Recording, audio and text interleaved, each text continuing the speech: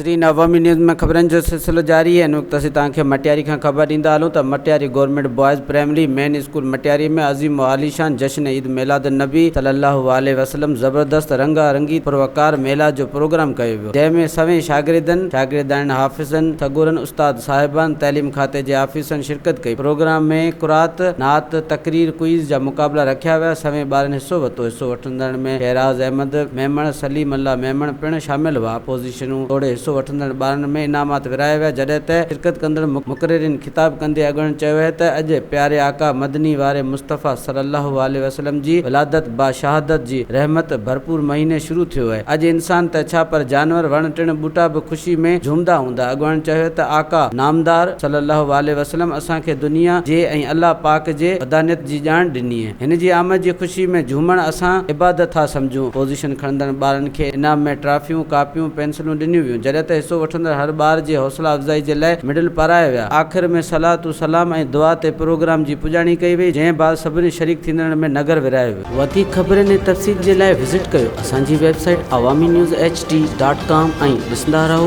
Awami news HD।